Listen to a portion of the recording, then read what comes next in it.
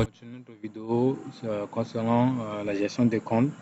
Ok, donc nous avons déjà vu comment afficher la liste de comptes, comment créer un compte et comment modifier un compte. Et la dernière chose qui reste à faire, c'est de voir comment gérer les opérations de masse, qui est dans ce cas nous avons seulement la suppression.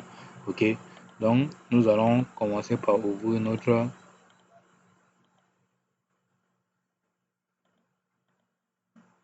action, donc dans un compte et batch.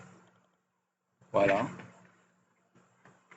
et on va créer toujours notre variable locale qui permet de récupérer. Donc là, je vais ouvrir rapidement ça. On va accélérer les choses. Donc là, prenez soin de bien compléter les vidéos. C'est-à-dire que tout ce qu'on avait fait concernant les vidéos précédentes. Sinon, vous ne pouvez pas copier ce que je suis en train de faire là. Ok. Donc là, c'est bon. Et ici, je vais revenir ici, param. Tout ça, je vais copier. Généralement, c'est la même chose. Voilà. Essayer d'importer s'il y a des choses qui ne sont pas encore importées. Et là, qu'est-ce que je dois faire? Voilà, ici. Pour le cas de compte, c'est compte list. Voilà. Quoi, encore, quoi. Voilà, là. Voilà. Et maintenant, dans delete méthode, là, il y aura une petite différence. Comme on avait vu pour la modification. OK.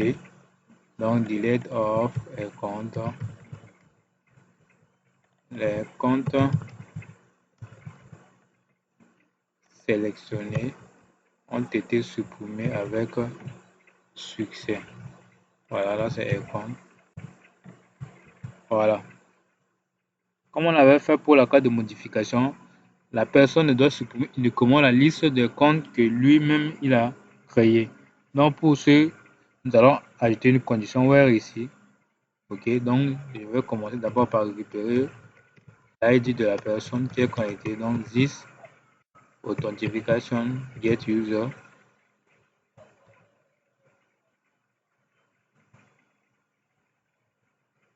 Oh là là, raison pour laquelle rien ne s'affiche. Voilà.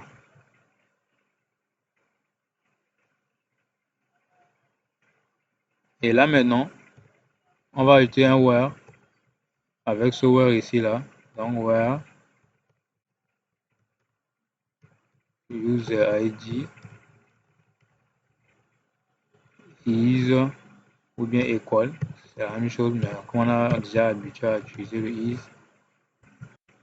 Voilà. Voilà. Donc supprimons tous les comptes dont l'ID appartient que se trouve dans ce tableau et aussi l'utilisateur est égal à ça. Ça veut dire que si vous voulez supprimer le compte des autres utilisateurs, ça ne va pas marcher.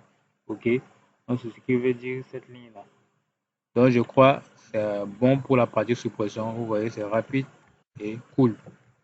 Donc on va tester rapidement. Je vais créer un compte de test. Voilà ça. Je mets default montant 1 franc. Voilà, ici je coche ça. Je fais valider. Voilà. OK. Donc là, voilà la suppression. Maintenant, je vais vous montrer comment gérer les multi-utilisateurs. Donc, je vais voir s'il y a un utilisateur de test qui est là. Voilà, il y a démo. Là, je vais me connecter en tant que démo. Vous allez voir la différence que je vous ai expliqué. Peut-être que vous n'avez pas encore bien compris.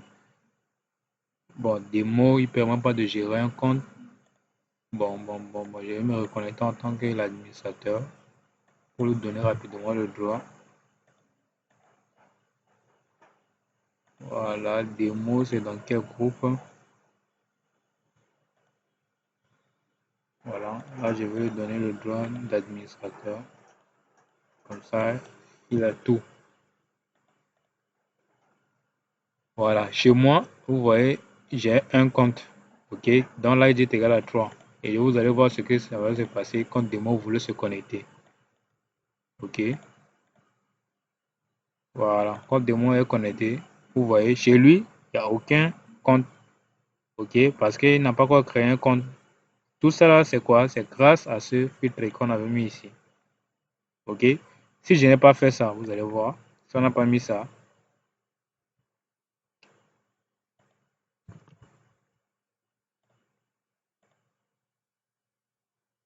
vous voyez, du coup, la personne se connecte et il voit la liste des comptes des autres utilisateurs. Donc, c'est grâce à ce filtre user là qui permet d'afficher uniquement la liste de comptes pour ce utilisateur.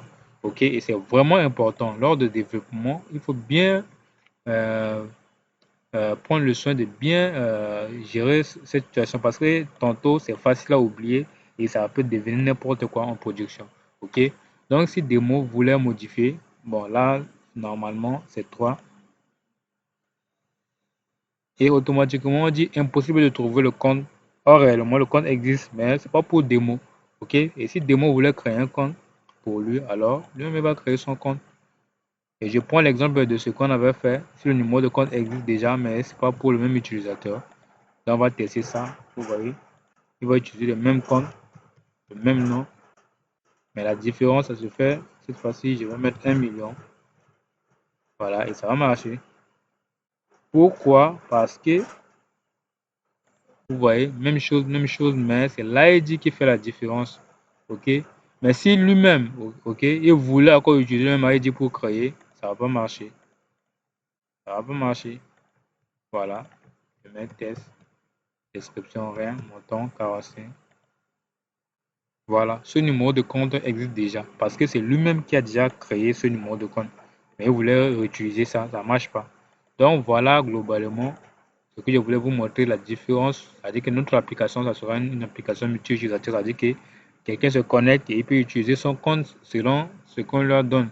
C'est-à-dire que si c'est lui qui a créé le compte, il n'a que droit au compte qu'il avait créé. Ok, donc je crois que c'est bon pour la partie gestion des comptes. Donc, je crois dans la prochaine vidéo, nous allons voir comment gérer les catégories de produits. Là, ça va être facile pour nous. OK? Donc, on se donne rendez-vous.